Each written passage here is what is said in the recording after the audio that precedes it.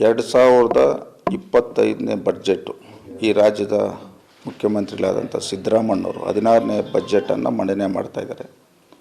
March 7ನೇ ತಾರೀಕು ಈ ರಾಜ್ಯದ ಬಡ್ಜೆಟನ್ನು ಈ ರಾಜ್ಯದ ಮುಖ್ಯಮಂತ್ರಿಗಳು ಮಂಡನೆ ಮಾಡ್ತಾ ಇರೋದರಿಂದ ವಿಶೇಷವಾಗಿ ನಾನು ಕೋಲಾರ ಜಿಲ್ಲೆ ಮತ್ತು ಚಿಕ್ಕಬಳ್ಳಾಪುರ ಜಿಲ್ಲೆಗೆ ಇವತ್ತು ಸರ್ಕಾರ ಗಮನಕ್ಕೆ ಹೆಚ್ಚಿನ ವಿಶೇಷ ಅನುದಾನಗಳನ್ನು ಕೊಡಬೇಕು. ಮುಖ್ಯವಾಗಿ ಇವತ್ತು ನೀರಾವರಿ, ಇವತ್ತು ಈ ಎರಡೂ ಜಿಲ್ಲೆಯಲ್ಲಿ ಭಾಳಷ್ಟು ನೀರಿನ ಸಮಸ್ಯೆ ಇರೋದರಿಂದ ನೀರಾವರಿ ಯೋಜನೆಗಳನ್ನ ಕೊಡ್ತಕ್ಕಂಥ ಕೆಲಸ ಮಾಡಬೇಕಂತೇಳಿ ಸರ್ಕಾರ ಗಮನಕ್ಕೆ ತಂದಿದ್ದೀರಿ.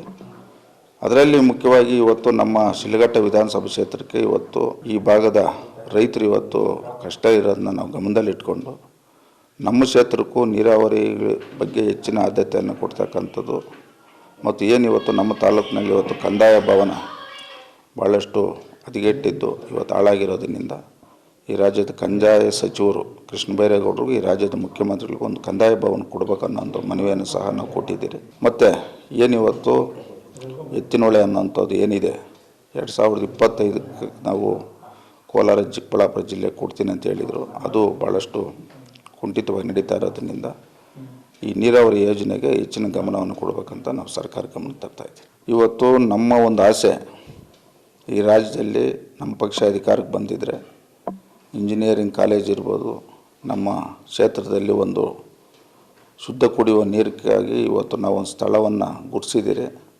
ಒಂದು ಡ್ಯಾಮನ್ನು ಕಟ್ಟಿ ಇವತ್ತು ಈ ಭಾಗದಲ್ಲಿ ಪ್ರತಿ ಮನೆಗೂ ಇವತ್ತು ಕಾವೇರಿ ನೀರನ್ನು ಯಾವ ರೀತಿ ಇವತ್ತು ಸುಮಾರು 2-3 ಜಿಲ್ಲೆಗಳಲ್ಲಿ ಇವತ್ತು ಕಾವೇರಿ ನೀರು ಅದೇ ರೀತಿ ಕೊಡಬೇಕನ್ನೋ ಒಂದು ನಮಗೊಂದು ಆಸೆ ಇತ್ತು. ಮುಂದಿನ ದಿನಗಳಲ್ಲಿ ಅದನ್ನು ನಾವು ಪ್ರಾಮಾಣಿಕತೆಯಿಂದ ಪ್ರಯತ್ನ ಮಾಡ್ತೇವೆ. ಸರ್ಕಾರದ ಅಡ್ವೊಕೇಟ್ ಜನರಲ್ ಮೇ ಹಂತದೊಳಗಡೆ ನಾವು ಕ್ಯಾಟಗಿರಿ ಅನೌನ್ಸ್ ಮಾಡ್ತೀರಂತ ಈಗಾಗಲೇ ಅವರು ಅಬ್ರಿವೇಟ್ ಕಳಿಸಿದ್ದಾರೆ.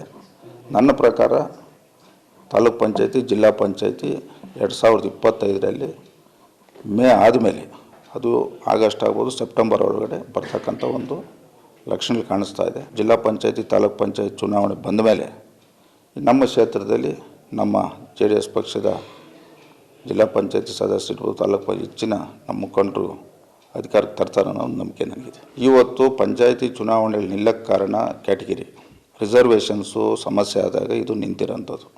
ಆ ರಿಸರ್ವೇಷನ್ ಸಂಬಂಧಪಟ್ಟಂಗೆ ಈಗಾಗಲೇ ಸರ್ಕಾರದಲ್ಲಿ ಎಲ್ಲ ಸಿದ್ಧತೆಗಳು ಮಾಡ್ಕೊಂಡಿದ್ದಾರೆ.